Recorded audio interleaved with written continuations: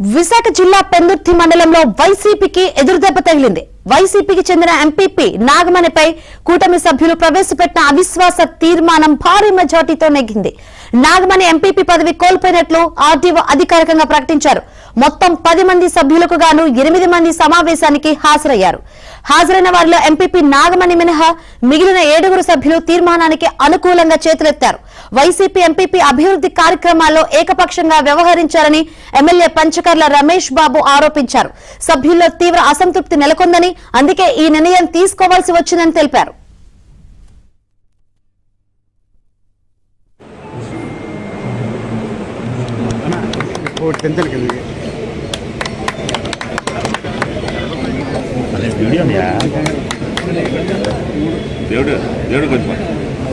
దేవుడు కొంచెం పక్కకి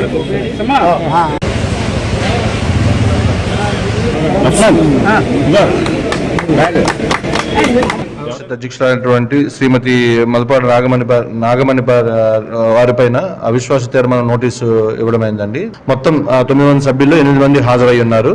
ఈ 8 మంది సభ్యులకు కూడాను మనం ఈ తీర్మానానికి ఎంతమంది ఆమోదం తెలియజేస్తున్నారో తెలియజేయ వాళ్ళు చేతులెత్తుల ద్వారా తన ఆమోదాన్ని తెలియజేయమని కోరగా హాజరైన 8 మంది సభ్యుల్లో 7 చేతులెత్తి ఉన్నారు. మన నిబంధనల ప్రకారము 2/3 అంటే 6 కన్నా ఎక్కువ ఉన్నందున సదరు తీర్మానాన్ని మనం ఆమోదించడమైనది.